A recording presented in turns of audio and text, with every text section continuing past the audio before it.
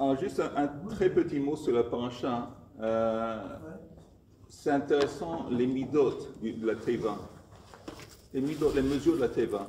Le Rambam, il dit qu'il est strictement impossible que tous les animaux peuvent rentrer dans une teva avec les mesures qui sont écrites dans la Torah. Impossible. Le Rambam dit qu'il y a eu un miracle. Ça, c'est un miracle. Alors, si c'est un miracle, la question de base, c'est pourquoi la Torah parle de mesures. De toute façon, c'est un miracle. Il parle à midot. Même le Kodesh Kodashim. Ok, mais c'est une question. Ça aussi, c'est une question. Parce qu'il faut qu'il y ait des midot. C'est pour dire qu'il y a eu un miracle. Alors, une réponse, c'est justement, à travers les midot, on comprend qu'il y a eu un miracle. Mais en même temps, ok, les midot, mais pourquoi ces midot en particulier? On peut faire d'autres midot. C'est des soldats, ça. Alors, il y a deux explications à ça. Une explication, c'est que si vous regardez tout le long du fil de la paracha, il y a un chiffre qui est mis en relief par la Torah, c'est le numéro 15. C'est écrit que le Maboul, il est monté et il est arrivé en haut des montagnes, les cimes des montagnes, 15 amot. Là aussi, c'est une question. Non. Apparemment, 15 coudées. Moi, il pas dit 15 amot. On peut dire 15 amot. C'est écrit dans la Torah 15 amot. Dans la Torah, c'est pas écrit coudé. 7 mètres. Oui, mais Amma, c'est ça. 7 mètres et demi. Mais pourquoi est-ce que la Torah, elle doit préciser la mesure exacte auquel l'eau est montée au-dessus des montagnes? Elle aurait pu dire que l'eau est montée au-dessus des montagnes. Voilà. Pourquoi 15 amot? En plus, si vous regardez dans la paracha, c'est écrit que après, la pluie est tombée, l'eau est montée pendant 40 jours. Après, c'est écrit que ça a continué pendant 150 jours. Et après que ça s'est retréci, ça a commencé à partir 150 jours. Donc, encore une fois, le numéro 15, il est mis en relief. Alors maintenant, si on regarde les midot de la teva, la longueur de la teva, c'est 300.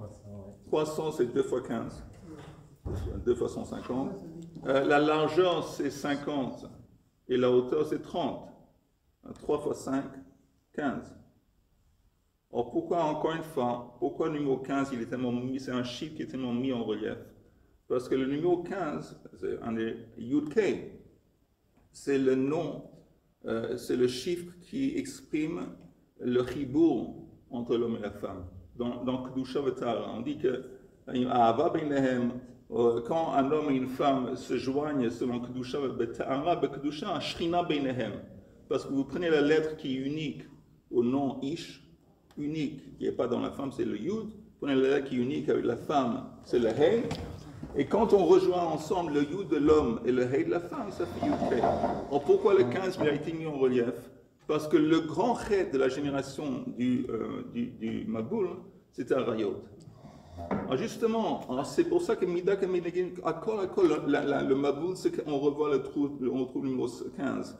La Teiva, qui c'est un tikkun, on retrouve le numéro 15. Et aussi dans la cour du temple, entre parenthèses, on a vu qu'entre Ezrat Nashim et Ezrat Israël, il y avait Chamesh Esrei Ma'alot. Alors on voit encore une fois, le Mispar Metaver Ben Ish Veisha, c'est Chamesh Esrei. Donc ça, c'est une explication. La deuxième explication vis-à-vis des mesures de la Teva, c'est parce que c'est un peu plus profond, mais les forces du mal, on voit d'abord dans la Torah, la première fois que les forces du mal ils font leur apparition, c'est Gan Eden, le serpent. Alors le Midrash, Pirkei de Rabbi Eliezer, dit que le Samer même, il chevauchait sur le serpent. Alors c'est quoi le Samer même? Nous on dit Samer même, mais on écrit Samer même à Aleph Lamed. Non, on ne prononce pas. Alors, vous savez quoi qu'il chevauchait? Samer même, c'est les forces du mal. C'est le Yetzirah, c'est le Rishut, c'est les forces du mal qu'il y a dans le monde. Et il chevauchait sur le serpent. Le serpent, on dit Koach HaMedame, c'est l'imagination. Normalement, quand les forces du mal, Yetzirah, il veut nous faire du balagan, il veut nous nuire, il utilise sa force de frappe, le moyen qu'il utilise, c'est l'imagination. Par exemple, le serpent, il a abordé la Chava, il a dit c'était la tentation, tout à coup elle se voit comme un dieu, c'est toujours l'imagination. Maintenant, dans Baba Kama, les sages ils disent qu'à part ça, avant de commencer, il y a une question de base. C'est écrit au début de Noach, V'timale haaretz Hamas. Et Rashi dit Hamas c'est Gezel. Et Rashi dit que c'est Gezel parce qu'il se base sur les sages. Les sages disent qu'il y avait un gros problème de Gezel. Maintenant, pourquoi si c'est Gezel, pourquoi la Torah dit Hamas? C'est deux choses tout à fait différentes. Gezel, c'est quand on vole quelque chose sans payer. Hamas, c'est la personne paye, mais elle prend sans l'accord du vendeur. Elle prend Bekor, mais elle paye. C'est pas du tout la même chose. Alors, si on parle de Gezel, pourquoi la Torah dit Hamas? Et la réponse est, on avait dit encore une fois, les forces du mal, c'est le Samer même qui chevauche sur le serpent. Chazal, ils disent en Baba Kama que le RS du serpent se trouve entre ses dents. Le venin du serpent se trouve entre ses dents. Regardez le mot Nachash. Les deux lettres extérieures de Nachash, c'est Nun Veshin. Nun Veshin à l'envers, c'est Shen.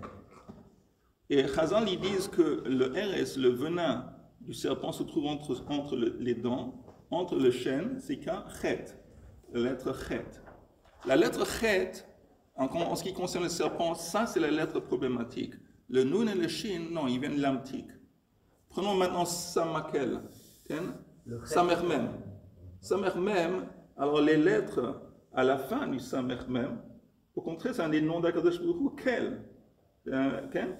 Alors ça, le Aleph et Lamed à la fin de Samermem, ça vient lamtik, le roi qui se trouve dans les lettres Samermem.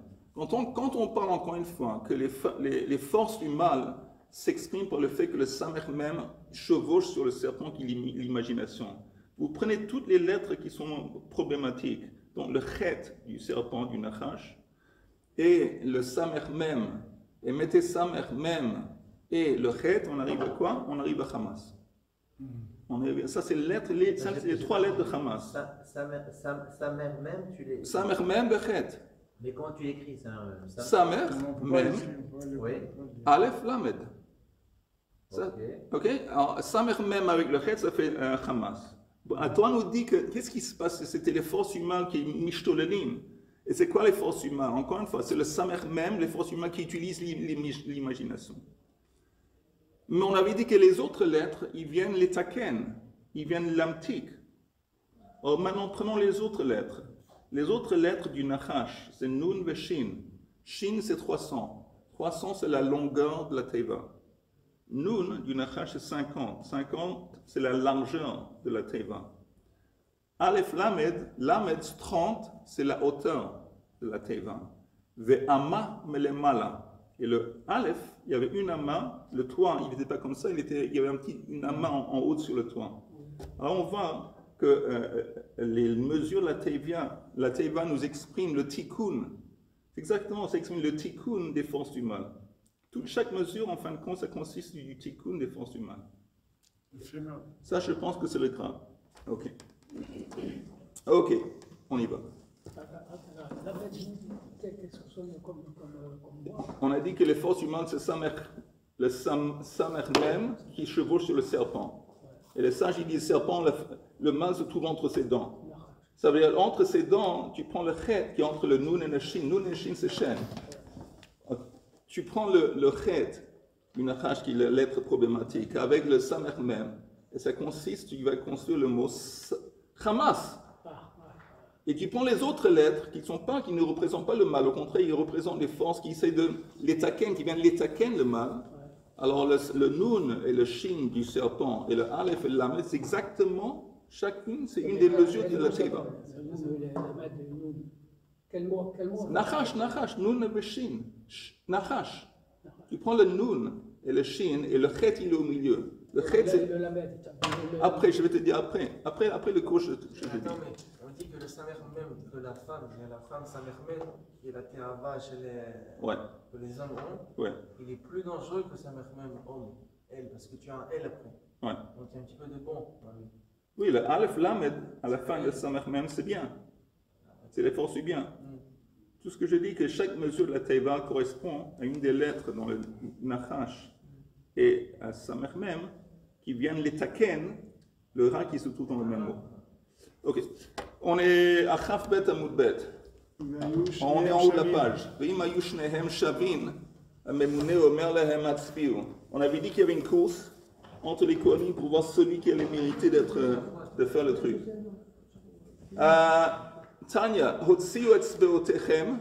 le minyan. Alors, s'il faisait le pais, en le représentant le scam des Kohanim, il disait à chaque Kohen, il formait un cercle, sortez le doigt. Je ne sais pas si celui-là ou celui-là, il sortait chacun un doigt, il comptait par les doigts. le minyan, le didhu.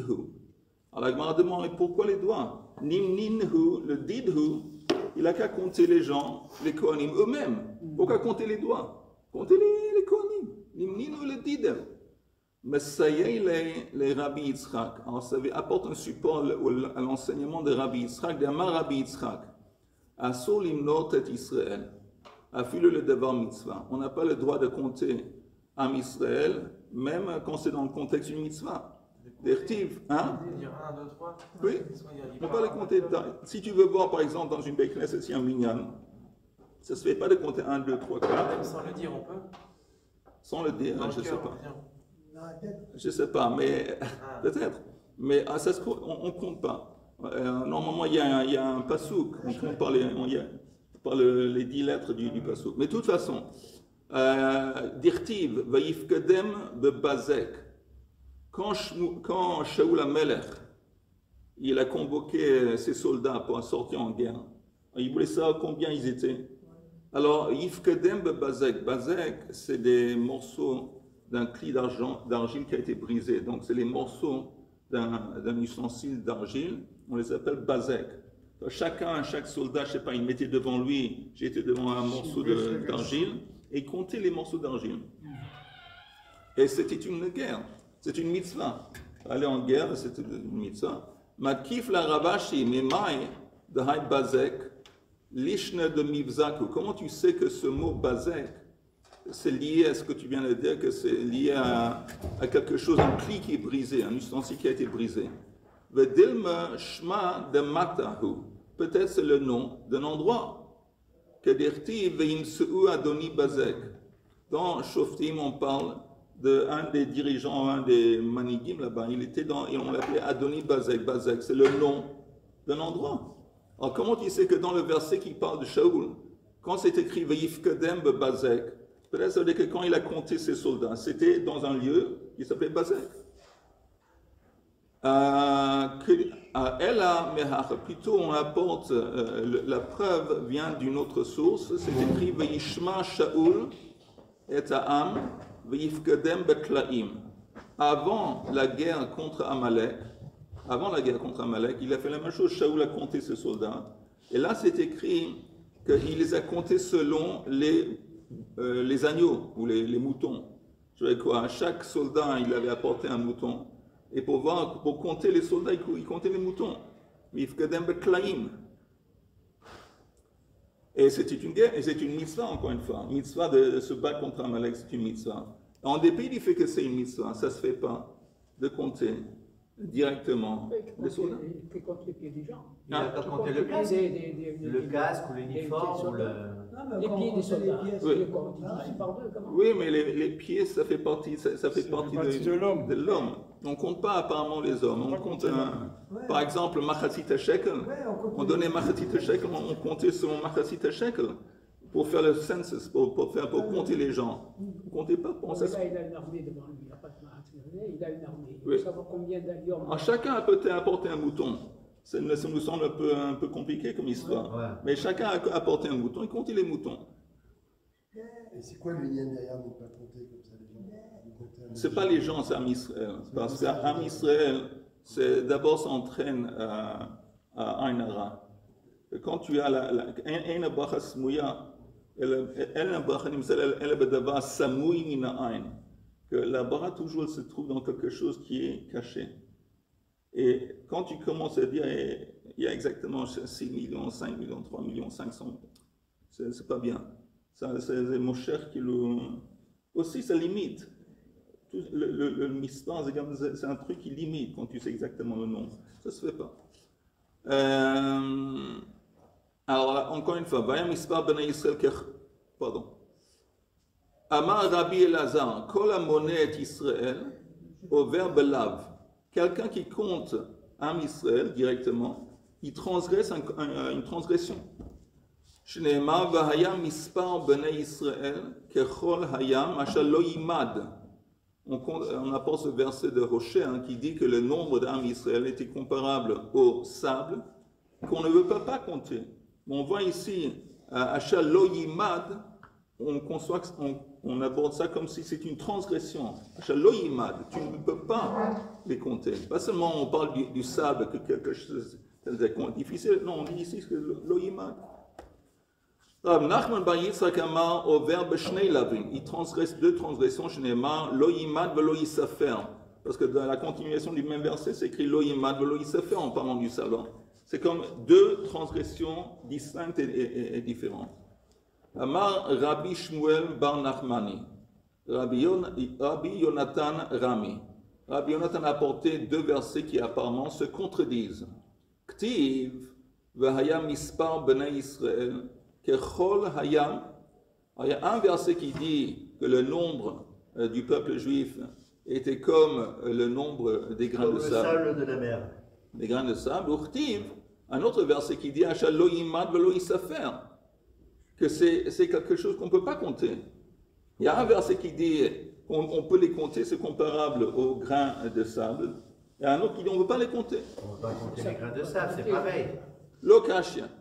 כאן בזמן שישראל עושים רצונו של מקום, כאן בזמן שאין עושים רצונו של מקום. Quand le peuple juif il fait la volonté d'Akadosh Baruch Hu, c'est comme si on ne veut pas les compter.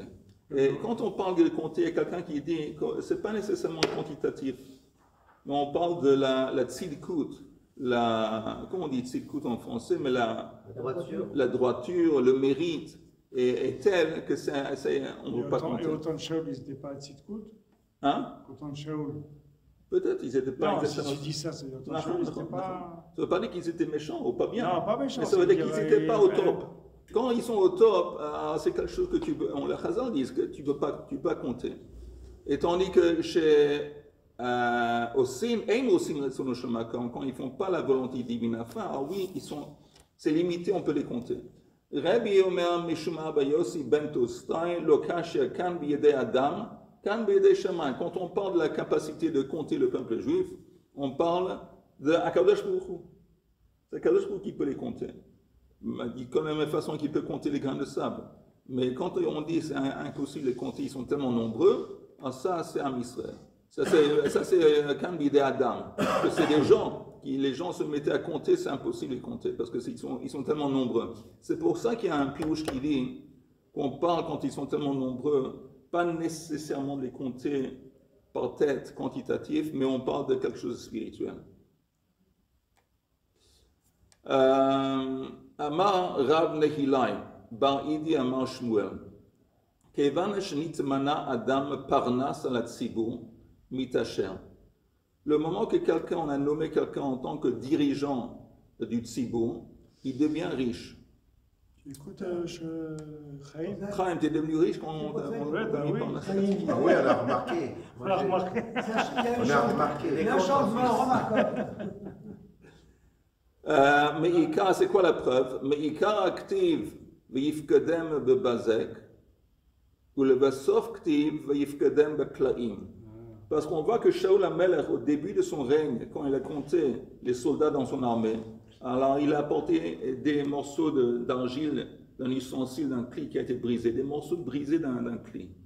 Après, des années plus tard, avant la guerre contre Amalek, il a apporté des moutons.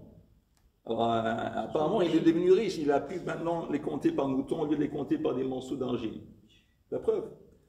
Alors la Gemara dit...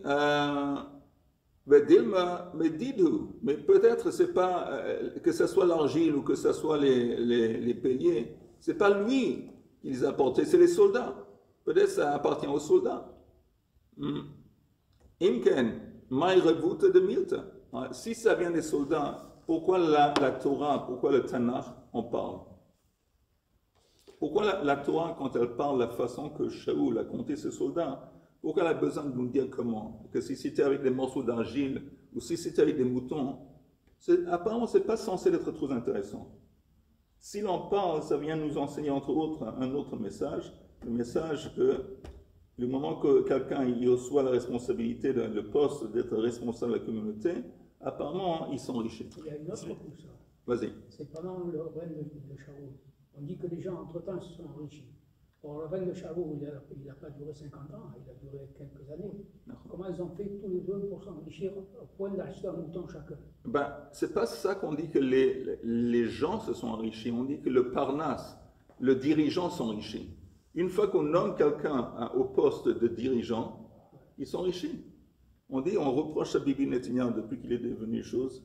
Ils s'enrichit, il y a beaucoup plus de cigares qu'avant, beaucoup plus de bouteilles de cigares. C'est la Shonara, c'est le sens du mot britannique. La Shonara, le Mishnah.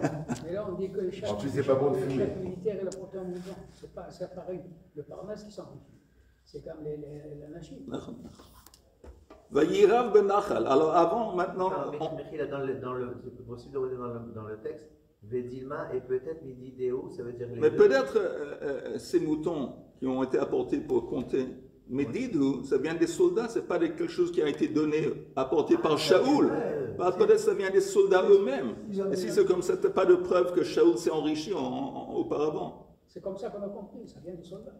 Alors la Gemara dit non, ça ne veut pas être des soldats, parce que si c'est bien des soldats, que ce soit les morceaux d'argile, ou que ce soit les moutons, pourquoi c'est intéressant? Pourquoi c'est censé être intéressant pour nous qui lisons le texte du Tanakh? Pourquoi la Tanakh doit préciser comment il les a comptés? On s'en fout. Apparemment, il y a un message en plus que la Torah. Pas eux. Shaoul, le Parnasse. Va Yarev ben Nachal. C'est écrit qu'avant la guerre contre Amalek, c'est écrit que Yarev ben Nachal. Maintenant, c'est quoi Yarev? Yarev, entre parenthèses, entre autres, on voit une allusion à Rive. Rive, c'est comme un débat, une discussion. Amar Rabbi Mani, Aliskei Nachal. Et Shaoul a discuté avec Hachem sur l'histoire du Nachal. Nachal, c'est la rivière. La rivière, pas vraiment la rivière. C'est pas vraiment le fleuve. C'est l'endroit où la rivière elle coule. La source. Non. Nachal en hébreu, c'est pas la Nachal. Le mot Nachal, c'est pas la rivière ou la source. C'est l'endroit. C'est comme une vallée. D'accord? Alors, le lit du fleuve. Le lit du fleuve. Lit de la rivière. Vayarev ben Nachal. Amar Rabbi Mani. Aliskei Nachal. B'sha'a she'amar lo HaKadosh Baruch Hu le Shaoul. Lech v'hikita et Amalek. Quand HaKadosh doit dire à Shaoul, tu vas éliminer le peuple entier, toute la nation d'Amalek.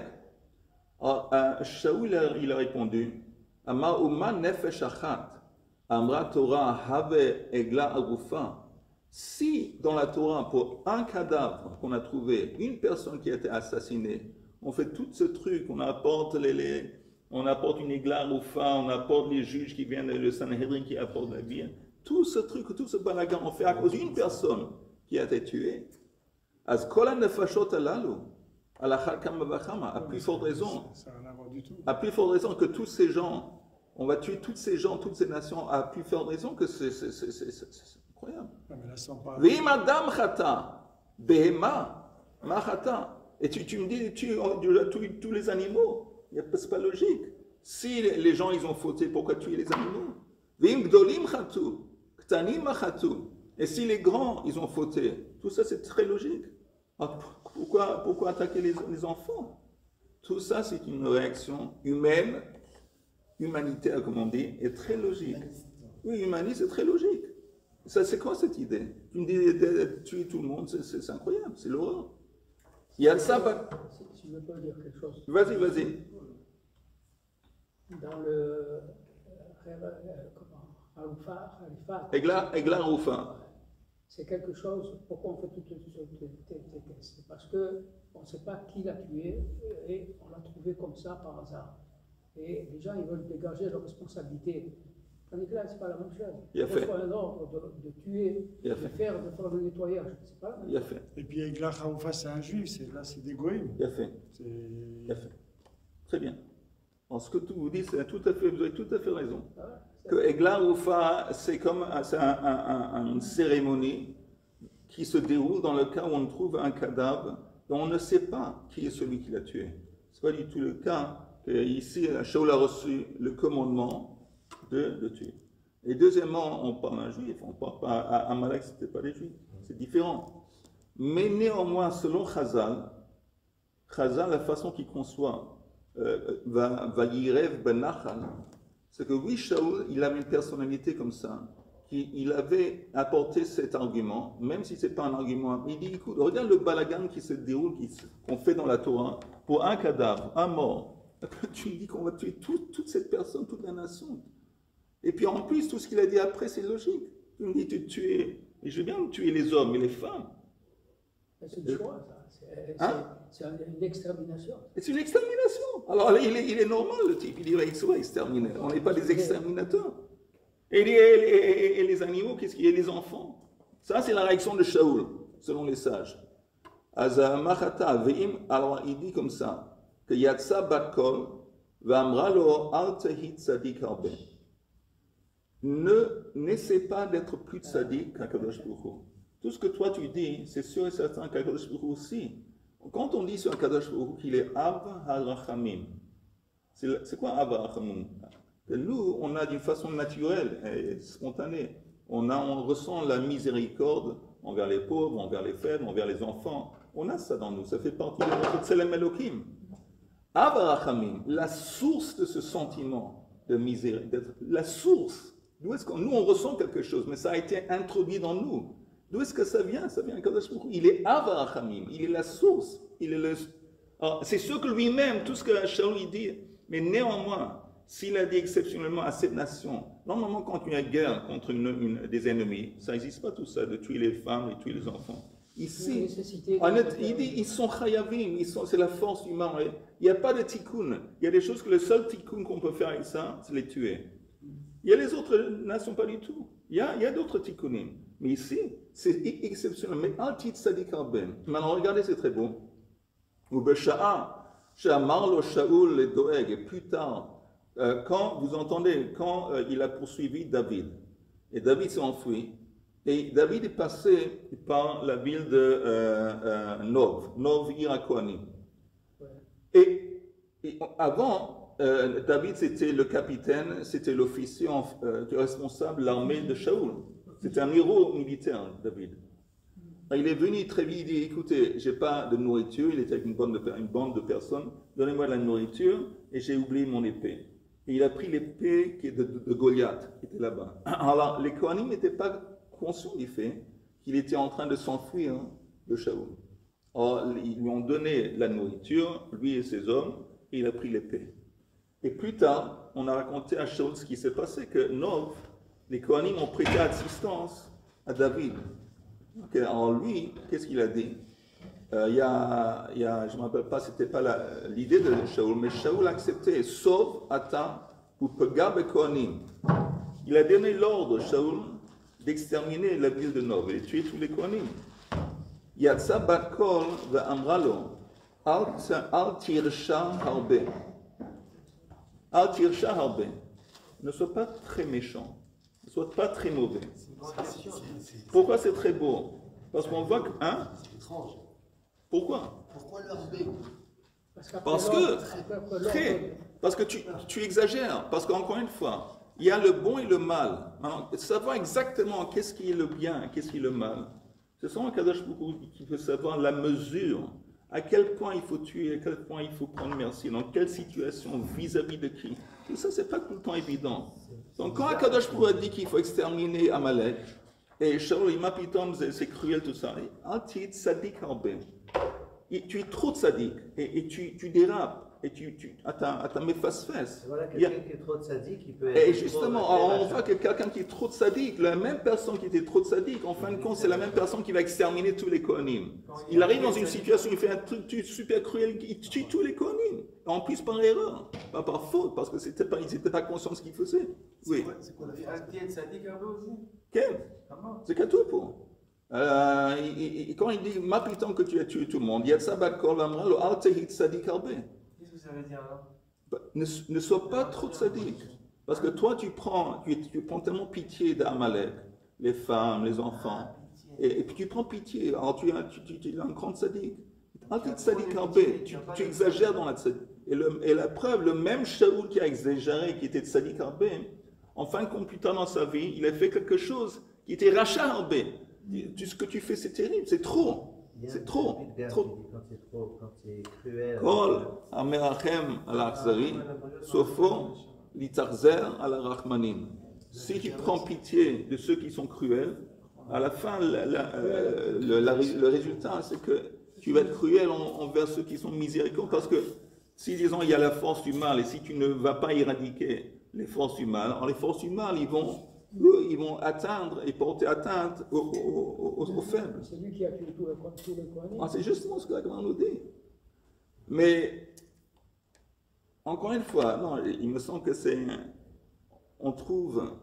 on retrouve ça intéressant, que vous savez que vis-à-vis des animaux, il y a par exemple, un des arguments que les gens ils utilisent pour être végétarien, c'est que c'est cruel. Et il dit, bon, c'est pas. Non. La vérité, c'est qu'aujourd'hui, la façon que les animaux sont élevés et les abattoirs, c'est cruel. C'est cruel. Et la façon que les abattoirs, ils sont, c'est vraiment tsar balechaim. C'est une avéra midoraïte, c'est pour ça qu'il y a beaucoup de gens qui. Mais néanmoins, la Torah nous a dit, la Torah nous a permis de tuer des animaux, de les manger. Oui, mais la chair d'aujourd'hui, l'animal, il sent presque rien. Oui, mais c'est la façon qu'ils sont élevés. Aujourd'hui, mais la vraie shrita. Oui, même aujourd'hui. Mais c'est la façon qu'ils sont gardés dans des enclos où ils sont. Je ne parle pas d'aujourd'hui, je parle de la shrita. Non, il n'y a aucun problème, la shrita. La shrita, ils ne ressentent rien. Mais tout ce que je dis, que ces gens, beaucoup de ces gens qui sont pas. Est-ce que vous savez que, par exemple, les nazis, c'était des gens aussi parmi les nazis. Il y a beaucoup de gens qui étaient très. L'Allemagne, qui étaient très contre Tsar Balechaim. Ils aimaient les animaux, ils voulaient garder les animaux. On voit justement, c'est un exemple de gens qui étaient tellement miséricordieux envers les animaux. Et les mêmes personnes sont responsables d'avoir versé le sang, assassiné des millions de juifs. C'est exactement la même chose qu'il faut savoir que ça n'a pas changé. Rien n'a changé. Transformer les humains en animaux. Pourquoi? Ils ont d'abord dévêtu et ils ont marqué. Comme on fait avec un animal. De toute façon, je me sens que cette section de Gemara est importante. Amar Rav Huna, kama lo choli velo margish, ou kama lo chali velo margish gavra de marei saye. Rav Huna, il dit, c'est incroyable à quel point une personne ne va pas être malade et pas ressentir des répercussions quand marei saye, quand son créateur va venir et l'assister. Alors, de quoi il parle? Shaoul be'achat ve'altalo. David be'shtaim ve'lo altalo. Shaoul HaMelech, il a fait une grande faute, mais altalo. Sur le coup, les répercussions de la faute qu'il a fait ont été responsables qu'il a été rejeté par Kadosh Baruch Hu. Sur le coup, après une faute. Et David a fauté à grande envergure à 2 reprises. David be'shtaim ve'lo altalo. Et néanmoins, il n'a pas été rejeté. Parce que Kadosh Baruch Hu, ça y est, Kadosh Baruch Hu était avec lui. On va voir de quoi on parle. Shaoul be'achat mahi ma'aseh de Agag. Justement, c'est le cas avec Agag et les Amalek. Que Kadosh Baruch Hu lui a dit à travers Shmuel, tu dois exterminer Amalek et tu dois tuer le roi Agag. Il n'a pas. Il n'a pas tué tous les animaux. Et il a aussi sauvé le roi. Bon, plus tard, le roi, c'est Shmuel qui l'a tué, mais il a sauvé le roi. En attendant, vous savez que, selon le Midrash, pendant la période de temps qu'il était prisonnier à Agag, il a eu le temps d'avoir des relations avec une femme, et le descendant de cette relation qu'il a eu à Agag, c'est Haman. Et à cause de ça, il a été rejeté par Hachem et il ne voulait plus qu'il va être roi. Alors la Gemara dit, tu dis qu'il a fauté une fois, il a connu, mais attends, il y a toujours la grande faute de Shaoul qui était responsable de massacrer les Kohanim à Nov.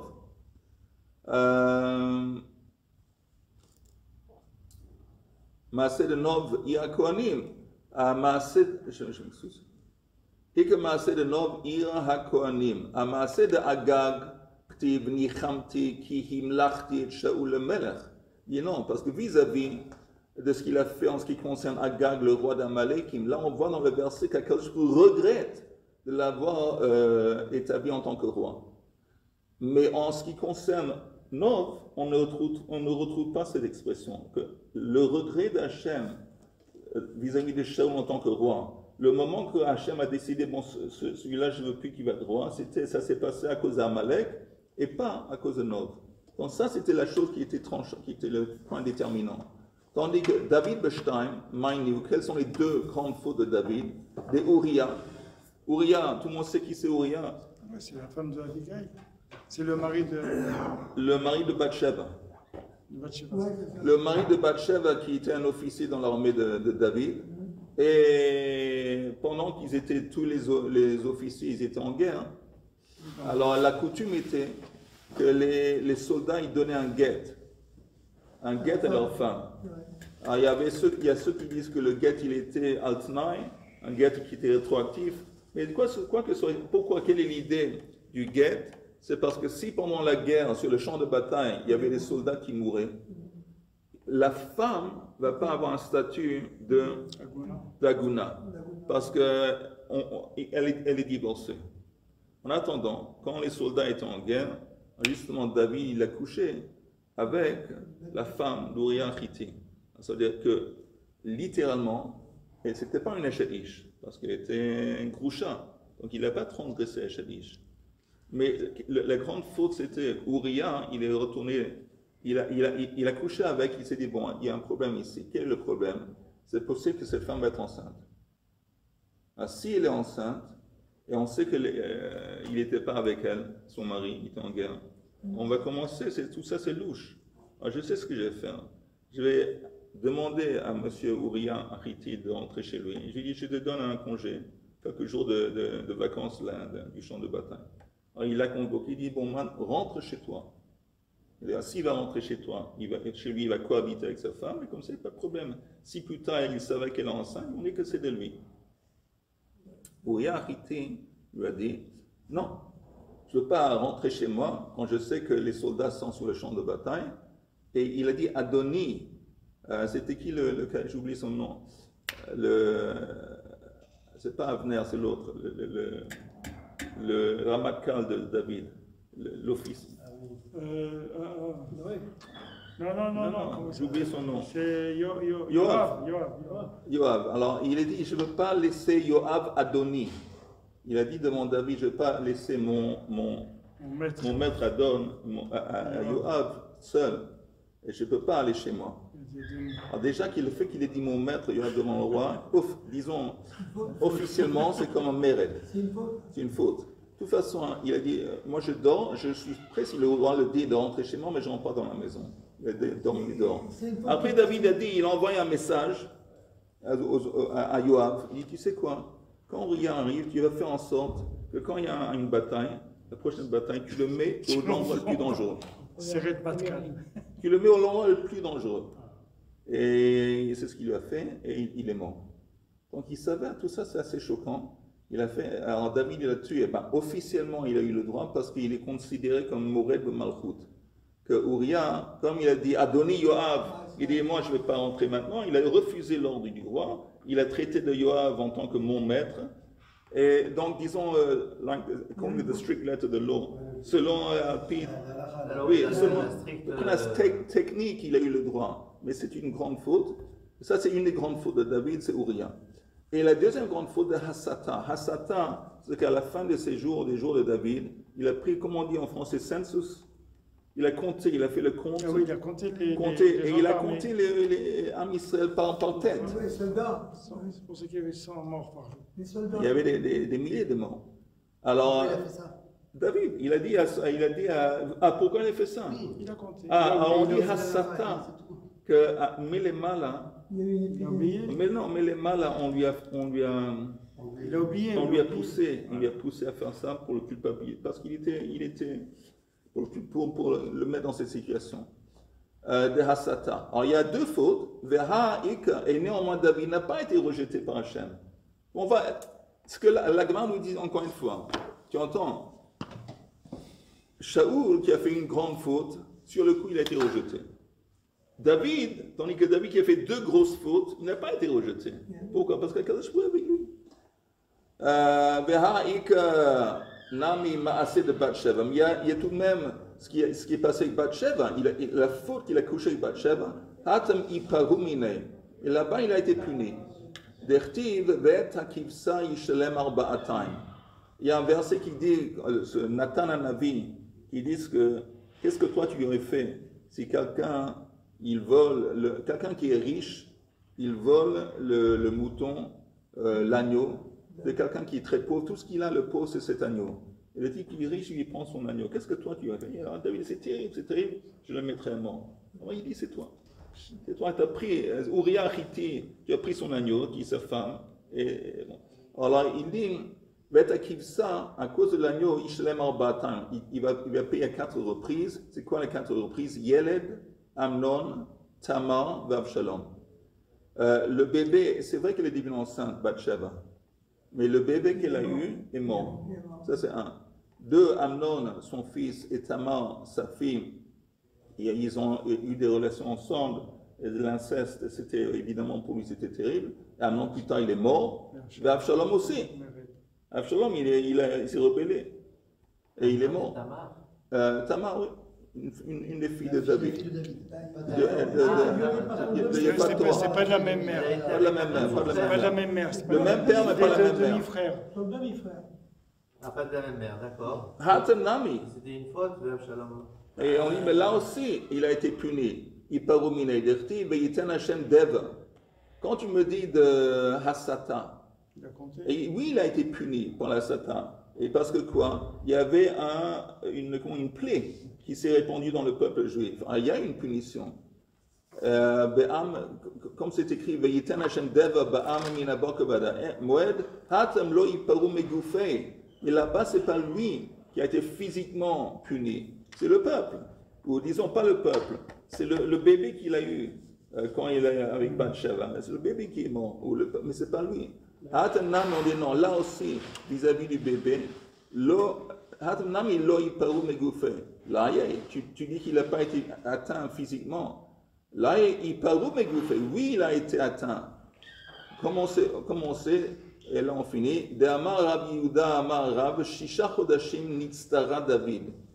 Pendant 6 mois, David avec Sarat, il a reçu la plaie. Et il a reçu la plaie, c'était terrible. Il puait et il avait été dans la douleur. Et par Shuhimeno Sanhedrin, Venistalka Emeno Shrina, le Sanhedrin, les sages à l'époque, se sont séparés de David. Ils se sont écartés, il dit ce type, il est ignoble, à part le fait qu'il était en train de souffrir, il ne se sentait pas bien, mais il était ignoble, ils se sont séparés de lui, et la Shrina l'a quitté, parce que comme il était dans la douleur, David, et il était dans la tristesse, quand il n'y a pas de joie, il n'y a pas de Shrina, donc la Shrina l'a quitté. Dertiv Yashuvul, parce qu'il écrit dans Teilim, Yashuvul yireecha vayodei edotecha. Je demande que ceux qui te craignent, donc le Sanhedrin, et ceux qui connaissent tes moments, le Sanhedrin, Yashuvuli, Urtiv hashivali sason yisheecha, redonne-moi la joie de ta délivrance. Ok, on va arrêter là. On va arrêter sason yisheecha, on reprend ça bien de demain. Chazak.